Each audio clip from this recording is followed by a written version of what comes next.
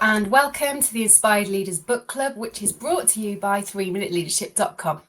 I'm Christine Boston, your host for this discussion, and today I have the fabulous Jayne Woodman joining me. Hi, Jayne. Hi, thank you Welcome. for inviting me. So you, Jayne, are the founder of the Menopause Team, which was set up in 2019 to help employers and employees establish better menopause outcomes for women and organisations. Your background is in human resources and you advise organisations on their practices.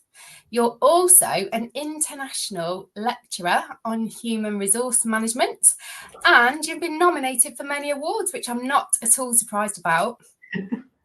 Thank you. So thanks for joining. Now, as a starting point, I thought that it would be good to talk about what you're doing now, and then we can explore a bit more about your journey. So we met around about the time that you set up the Menopause Team. So how did that all come about? Because I had a menopause myself, which impacted my personal and professional life. And if I had been more educated around menopause, it would not have had the impact that it did. So I looked around me and I could see that people were similarly being impacted through lack of knowledge. So I thought, well, I'm going to do something about that. And thanks so much. I'm so glad you did. I mean, I've been in one of your sessions and found it's been a real game changer. It made such a difference because then, you know, I could sort of recognise some of the things that I was hearing. It made me sort of question things. And I think the training that you do makes a really big difference. So, yeah, thanks so much for doing that. It really puts women in a completely different situation, doesn't it? When they kind of understand a bit more and they are able to advocate for themselves. And it's something, isn't it, that has an impact on absolutely all of us, whether it's directly or indirectly. And it can have a major impact at work. So I was looking at some figures and, you know, I was kind of thinking, I'm sure that you know, it obviously affects women at a certain point in life, you know, midlife, where they might have kind of like reached a certain point in their career. And I picked up some figures from Adecco, which show that on average, women reach leadership positions in their late 40s.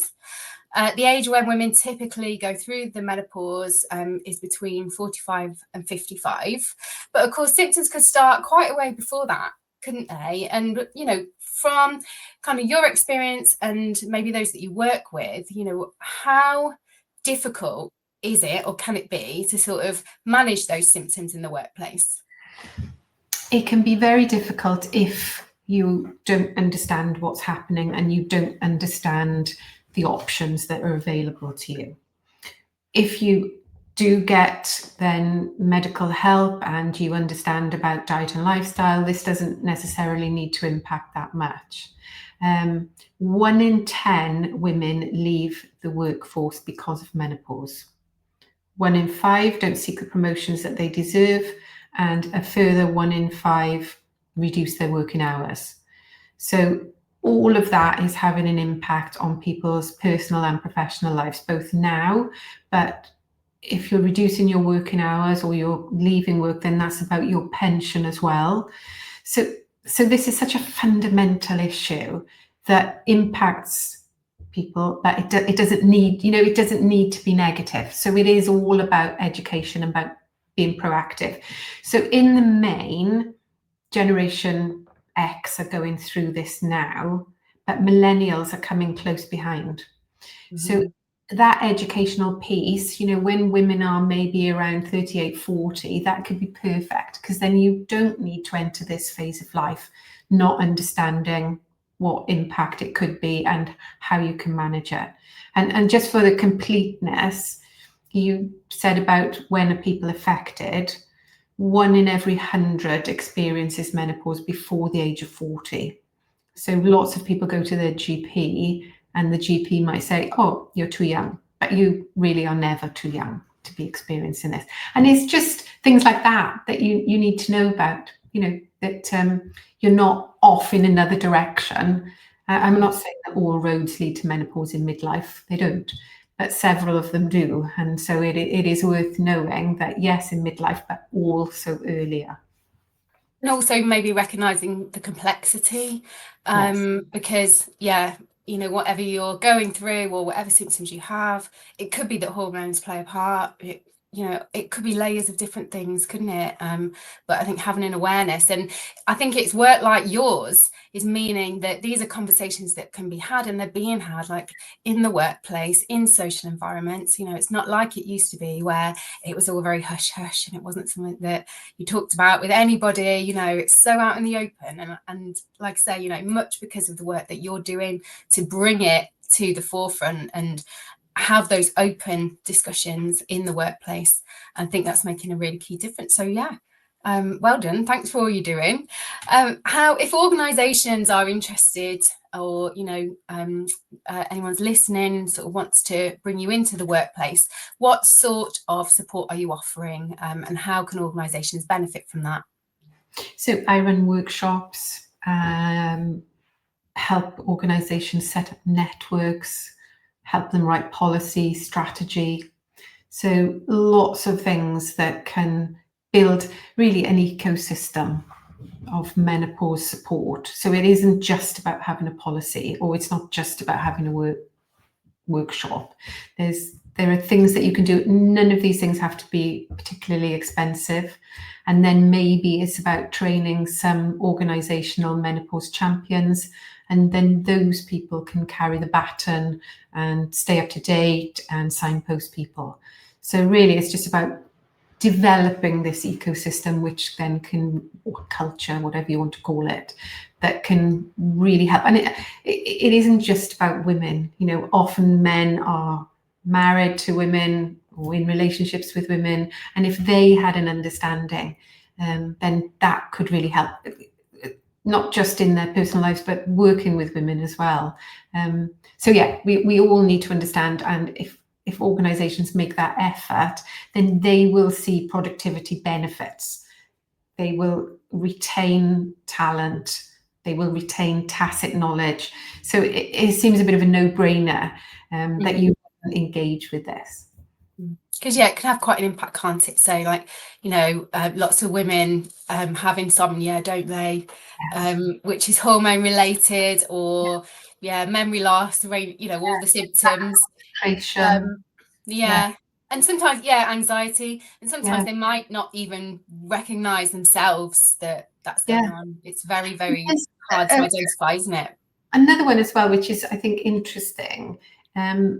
Lots and lots of people affected by menopause decide that they don't like driving, and they particularly don't like driving on the motorway. And they maybe don't like driving over bridges or driving in the night. And comes as a complete shock to them, but also then has an impact on their career if they have to drive either to and from work on a motorway, or if they have to travel for their job. So again, things like that you think, oh, okay, there are options for me out there that I can remedy this, not that I have to give up work or change my job because I don't like that part in it. So that sort of thing. And if you know and you can identify it, you can get the right help, can't you? Rather than if you're being, you know, you're just putting it off as something else, or you're, you know, being told that it's probably something else. So yeah, you know, like I say, we've had you in work, and it was really made a big difference. It was very valuable. So I recommend you to everybody. I hope you get lots more kind of sign-ups for that. And you've got something coming up as well, haven't you? Is it next week for Adult Learners Week? Yes. So I applied for a grant, the Adult Learners Week Innovation Grant, and got one because a section of society that is particularly underserved are people in poverty and low pay. So they are far less likely to have any menopause education, and also they are far less likely to be prescribed medication for this. Wow. So I wanted to tackle that, and I wanted to tackle it directly for people affected, but also maybe for people who help. So community connectors, people like this as well, so that they could just maybe put the light on for a few people and we could start to see within that section of society as well. So we've got 2 sessions, one online and one face-to-face with a free lunch. And if people want to find that, you know, where do they need to go and look for the sign-up information? So you could go to the Adult Learners Wales website. The link's on there. If you go to the Menopause Team, send me a message. I can send you all the links. If you go to Eventbrite and you type in managing menopause on a tight budget, you'll see the links there. So yeah, loads of different places. Brilliant. So, and you don't actually have a health background, do you? So it's more an HR background that you've got. So kind of what was your early career? Where did you kind of start out? So I started when I left college. I went to work for a Ford Motor Company, and I worked in their human resource training department. I spent 4 years there, and then from there I went to a subsidiary of British Airways. So British Airways were moving out of London at that point, moving out of Heathrow, looking for sites across the country, and they came to a site near Newport, and that was brilliant. That's the book that we're going to discuss. That was all connected to that. Okay, so that's where you came across it, was it? In your early days. So was it when you were working at Ford, or was it later on? So it was a little bit later on, and Ford had quite a traditional structure in the very late 80s, early 90s. Maybe it had started to change in certain areas, but not in all areas. There was still a management dining room where ladies in aprons would pour the gravy over the dinners of senior executives, wood-panelled environments. And then there would be other environments, you know, for maybe hourly paid staff where they had their lunch. And so all of this was going on, and I was a bit shocked to be in this environment. And one of the things that happened to me, you had to begin work at 7:45 every morning. And I used to drive into the car park, and there was always a space outside the door at about 7:35, whatever. So I used to park there. And after a week, somebody said to me that was unacceptable because that was the manager's space. And I thought, oh, okay.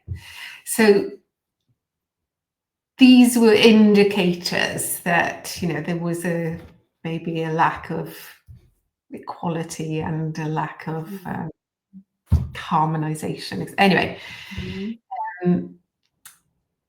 so but the background to it all is I had grown up in a family where my dad had set up a business where there was this equality and harmonization. So I just expected that to be everywhere. Okay. And then when I entered an environment where it wasn't, this came as a shock. And then I started to look around, really, because I wanted to understand, you know, what were there things that maybe I didn't understand, and that there were reasons that you might have a wood-panelled manager's dining room, you know, maybe. What are they? What might they be?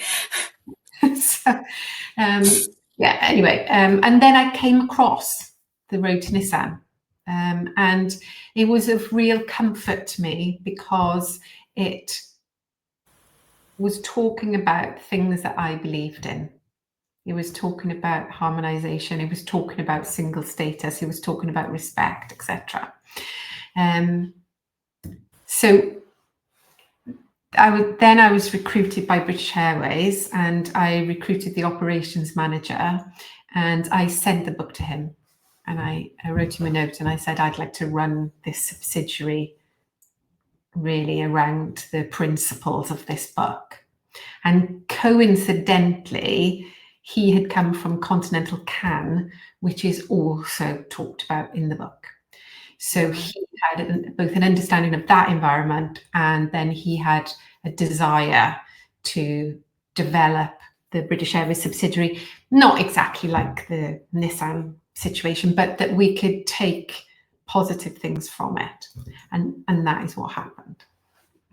Yeah, and I've read the book, and that's what I love about these discussions, because it's introducing me to lots of different things. I love leadership theory, so kind of that's how I've sort of found myself doing this, and this is just a brilliant excuse to read loads of leadership books and then have some good conversations about them.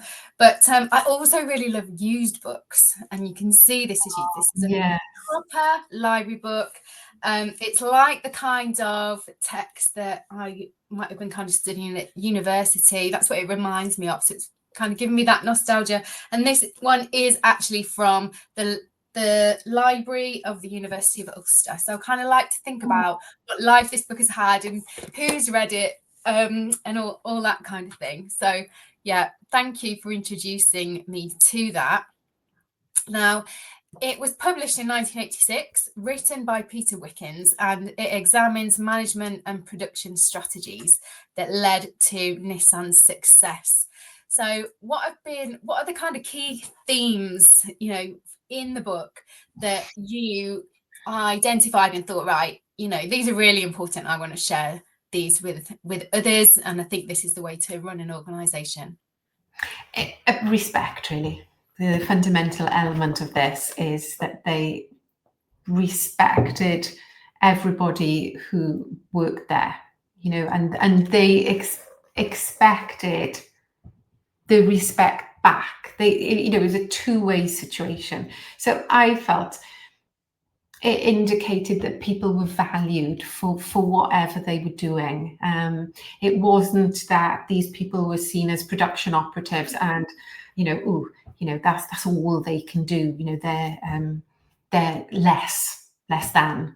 So this book indicates the harmonization of the terms and conditions, and it was, as I said, just of such great comfort to me that this could be a reality, that breeds success. So, I mean, you said it yourself, this can be probably something that universities recommended years ago. I'm not saying that it's not the easiest book to read, is it? And and maybe now it could be considered a bit dated, but actually, I think the principles that are involved in this book, the culture, the systems, the respect for people, this is the basis that we should be having today as well. And you did say to me earlier about whether there was relevance for this today, and I truly believe so. But when I was going through this, I also read, I still, I'm human resource manager by background, and this is the journal for human resource managers relating to CIPD, so it's got people management, and they had the problem solving area, and they two of the three people that were contributing really were not quoting directly from Road to Nissan, but they were talking about harmonization, respect, culture. Yeah. So is totally relevant today. I really recognise it. So, what I picked out were the themes around like trust and what I would call engagement. I don't know if that's what they were calling it at that time, but focusing on getting the best out of the individual by rewarding them, listening to them, giving them opportunities to develop, involving them in making decisions, focusing on positive behaviour, and emphasize. I've just picked out a few things, but like focusing on developing people and promoting them within, those lessons are still really relevant today, and lots of organizations, are still on that journey, aren't they? I mean, that's in, I think, very progressive organizations, but I will also say that it wasn't that long ago I worked for an organization that felt kind of like very much in the time that this book was written, this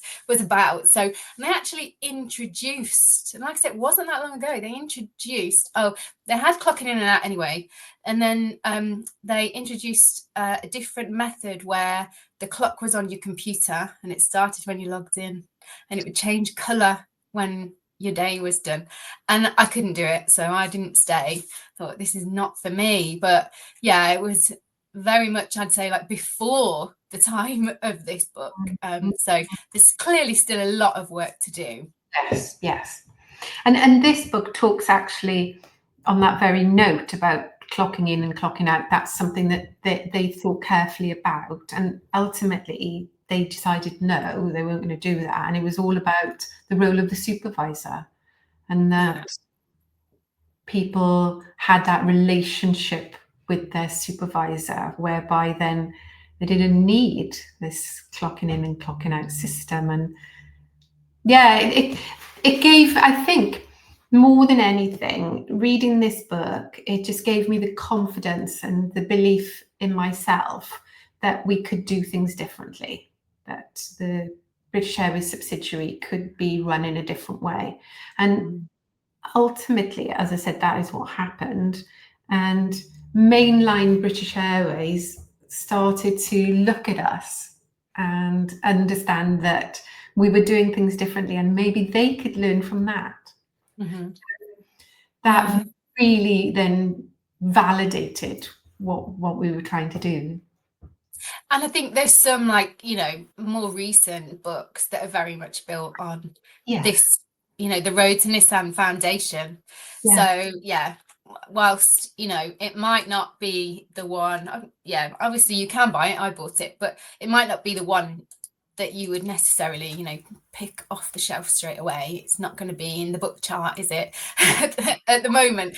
But lots of things that are being published now are built on those principles, and it's still the same work, I think, that we have to do. And it led me then to other people and other books, really. So it led me to Molly Scott Cato, and understanding interconnectedness and the interconnectedness of organizations in society. It led me to one that I mentioned to you previously, Charles Handy, his books like The Hungry Spirit, Satish Kumar, Soil, Soul and Society. So it started a journey then, if you like, whereby I felt that you could be successful, but that you could take into account things beyond profit. You should take into account things beyond profit. And it makes me really mad today, when you do hear still about this profit focus. And so that interconnectedness of Molly Scott Cato,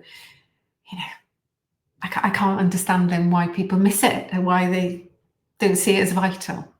Yeah, and then actually, the theory would be that if you focus on people, I'd expect the profit will come, and you'd achieve that anyway. Yeah, exactly. So do you think that, so I was reading it, I was thinking about, the kind of time in which it was set, and the sort of people that, that author the workplaces and the people that were in it, that author was kind of looking at. And so, that would have been your baby boomers. And, sort of reading it, I think I could see how Generation X, which I fall into, strictly speaking, but I'm very much on the edge, so I don't really identify with that. I feel more millennial. I've had a very youthful lifestyle, but lots of kind of Gen X sort of in my family, and I'm thinking maybe they would value that approach because they might see trust and flexibility as a benefit, whereas like the Gen Zs coming through now, their view is that it's an expectation, that's how it should be. And yeah, as I said, some workplaces are still very much on this journey and they're not there yet, are they? And therein could be the key, couldn't it? That maybe we do have to go back to the road to Nissan, because my daughter is Generation Z, and I was talking to her about this. And you're absolutely right, it is her expectation. And I said to her, there's potentially then a kind of disconnect here, because Generation X are still recruiting and still making perhaps a lot of the decisions. And therefore you can see why within organizations there could be tension. And maybe it is Generation Z who actually are going to be the ones that make this become more of a reality, because they're not prepared to put up with things maybe in the way that millennials and Generation X were. So my daughter would be very interested in this people-centered approach. You know, she'd expect it. She'd expect ethical decision making. She'd expect this connectedness to be considered, the environment. So yes, I think probably Road to Nissan is more relevant than it ever was. And has your daughter followed your footsteps, or has she gone in a different direction? 25 and circumventing the globe. Okay. not even on like that pathway yeah. yet. But maybe that's it as well. You know, they are a generation which think, I don't quite need to work yet. I'm going to have other experiences. But when they enter the workforce, you know, they've got a lot to offer. But also, I think that they're probably more mature. They have expectations and they expect them to be met, because they've been out there, they've been challenged, they've been alone, maybe they've formulated ideas. Yeah.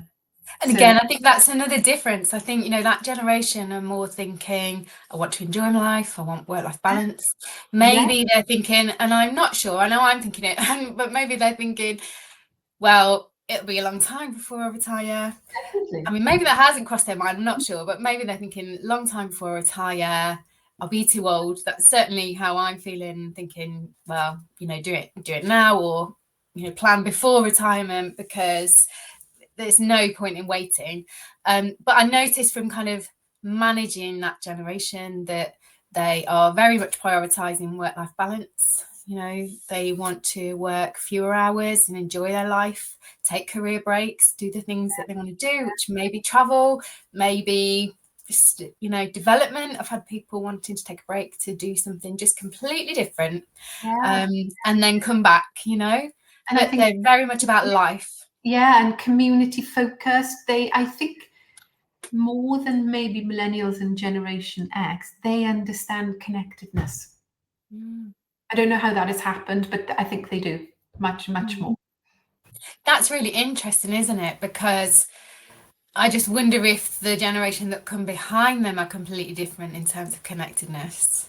Yeah. Because they seem to be quite a disconnected generation, despite all the opportunities for connection, even if we're not actually together. Yes. So they're what, Generation Alpha? So we could have Generation Z as this positive, and then maybe things start to go awry again around Alpha. Tricky. So who knows what the future holds? It's, you know, it's something that I kind of like to muse over and think about what's coming through. But we change it. How can we really encourage, you know, economic success? Definitely, but we need social justice. We need environmental care. So we need to take this long-term approach in order to be able to take on board these things. And maybe as well, that is what the road to Nissan was talking about. It was talking more about long-term. Whereas often here we're thinking more in short term. We're thinking, what, I don't know, is it quarterly results and or, you know, annual forecasts, whereas perhaps Road to Nissan was looking at it in a completely different way. And that's interesting, because I wonder if there's a current political threat to that. I wonder if there's a kind of like rising movement that's very much about short-term and individualism and that sort of thing. Yeah, and actually that's an interesting point that probably could have a whole conversation of its own, in that Road to Nissan is more about collectivism. And you're right, society here maybe has got that focus around individualism, or has had. I mean, maybe Generation Z are changing that. Maybe. Yeah, I think we're in interesting political times, and there's tension, rising tension, isn't there, of both views. So yeah, who knows where that will lead. But yeah, in terms of the book then, what are the kind of, like key tips, key takeaways that you want to sort of like pass on to others? That it is really important to value people, because if you value them, they will value the product, they will produce quality product. So that value, that respect, and that to take on board people's opinions. I think that was one of the keys for me from the book. In industry that I had been part of, the opinions of people that were maybe on the shop floor were totally discounted and didn't impact at all. So again, this is it isn't about just collectivity. It's what does that collectivity mean, and it is about coming together in order to have this collective viewpoint, and that people feel as if they can contribute. And I love the example about like designing the space and asking people what they need, and also just sort of like paying attention to what was happening and listening to the ideas and making the improvements based on that. And kind of respecting that those who are actually doing the work understand the best way to do it, which I've always tried to sort of base things on. Yes, exactly. And that allows some comfort in your heart, doesn't it? That people feel as if it is worth them coming to work, that they enjoy. It's not just about the job that they're doing, it's about the whole. And that they're part of it and they have a stake. And I think that's so important for that engagement piece and creating, like an organizational wide team that is going to actually deliver success. The book really just focus on that and the benefits of that, and also potentially the struggle that Nissan had, because even back then we were more of an individual society, and they were basing this around this concept of the collective. Brilliant. Well, I think that's a really nice place to end the discussion, like the importance of the collective and working together and coming together to achieve great things. So thanks very much for spending this time with me. This has been really interesting and useful. If anybody wants to connect with you, Jayne, or find out more about the Menopause Team or your HR support or anything else, where's the best place for them to find you? So you could come to the Menopause Team website. There's a form on there that you can contact me directly, or you could just send me an email, jane@themenopauseteam.com. That'd be fantastic. Brilliant. And the site is themenopauseteam.com, isn't it? Yeah. But it's been a pleasure to talk to you. I do really enjoy this type of thing, so thank you for that opportunity. Thanks so much. Maybe you'll come back and join me again, and we can pick up another book and have a chat about that. That would be really great. I would love that. And so then just to wrap up, for anybody who's watching or listening, if you are interested in more content like this, more leadership resources and support, visit 3minuteleadership.com. Thanks for joining. Thanks so much, Jayne. I hope to see you again soon. Take care. See you after a while.